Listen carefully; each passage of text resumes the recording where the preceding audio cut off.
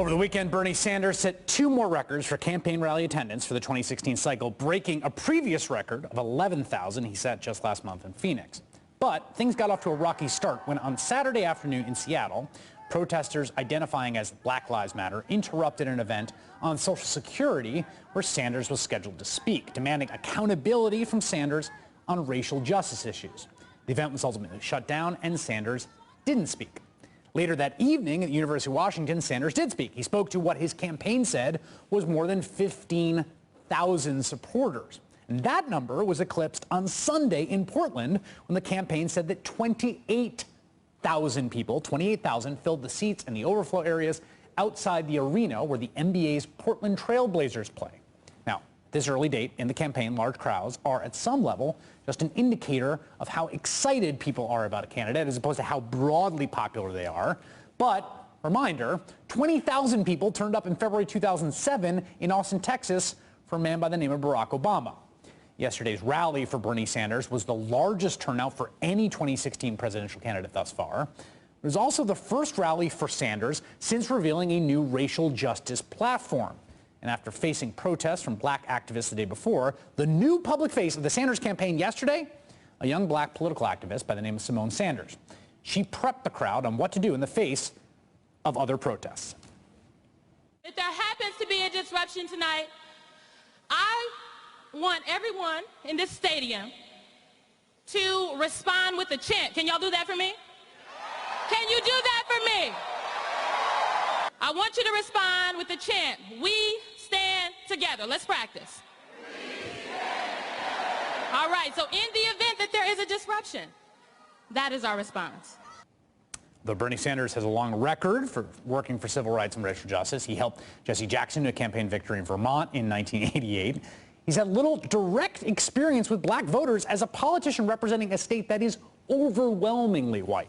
And the question now is whether Sanders can bridge a gap between African Americans, a key, if not the key voting bloc in a Democratic primary contest, and the predominantly white liberal activist class that sees Sanders as a champion of progressive causes. Joining me now, State Senator Pramila Jayapal, who represents Washington's 37th District, who was at the event on Saturday that was interrupted by Black Lives Matter and wrote a great piece about that experience titled, "Why Saturday's Bernie Sanders Rally Left Me Feeling Heartbroken." Senator, you want to explain why it left you feeling heartbroken? Yeah, absolutely. Thanks so much for having me on, Chris. You know, I think the thing that made me walk away the most heartbroken was here was a rally of our folks, the most progressive people probably in Seattle. It was largely white, and the veneer of acceptance for and support for the Black Lives Matter movement broke very quickly. And I think it made us realize that there was a lot that has to be done still to really make sure that our most progressive, arguably most progressive presidential candidate is going to put racial justice up front and center, and that we're going to tie these threads together of racial, economic, and social justice. And so when people in the crowd immediately started booing, and then it got really nasty with a lot of white and black people in the crowd saying racist things to each other, I went over. There were 2 sobbing young African-American girls in the tent, sisters of one of our speakers, and they were afraid, Chris, and I went over and just hugged them, and we stood there just hugging each other as one of them kept saying, "I'm so afraid, I'm so afraid." And so I think we realized that this is a moment for us to both look at what's happening, look at our responses to what's happening, and then figure out how we take all of that together and bring it back together so that we can build a really strong progressive movement that includes all of us in it. Well, you know, I had so many reactions to that. I've been watching with some both interest and dismay at some of the fights that have been breaking out in social media around precisely this, about sort of Black Lives Matter activists challenging specifically Bernie Sanders, some of the response from Sanders supporters, and obviously social media isn't necessarily the greatest place for these exchanges to happen because they tend to be the most vitriolic. But the dynamic you're describing is basically what I've seen, real fissure. Real kind of anger that's sort of being exchanged back and forth, real resentment coming from Sanders supporters of these kind of interruptions. And yet at the same time, I think you turn around and you see the release of a very robust racial justice platform today. You see someone from Martin O'Malley. You know, this is kind of part of how the political process works.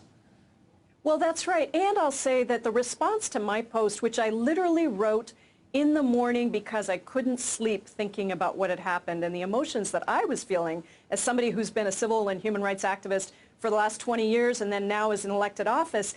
And I wrote that piece really to help myself process. And so while there has been difficulty and tension on social media, I also have been amazed at the response to that piece, because I think we have an opportunity here to help people figure out how to think about this in a way that's productive for us and in a way that pushes the presidential candidate. Because let's face it, nobody should be calling themselves progressive unless they really are taking this on. This issue of racial justice combined with economic inequality, these are the two great issues that our nation is facing today. And if you're going to run for president, I think everybody has to be prepared. I'm really I feel very good about how Bernie Sanders and his campaign has been responding to this. Obviously, we've still got some ways to go, but I think that, I met Simone. She's fantastic. I think she's a great addition to the campaign. I talked with Bernie Sanders himself. He was extremely gracious. I think he does recognize, in fact, I said to him at one point, if you don't mind, Senator, I want to say,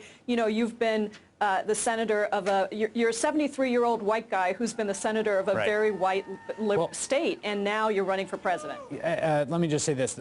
The most intense energy in the Democratic Party right now is in two places, with Black Lives Matter activists and with essentially the people coalescing around Bernie Sanders. So the question from a descriptive matter is whether those two things can be fused, because that would mean some serious energy. State Senator Pramila Jayapal.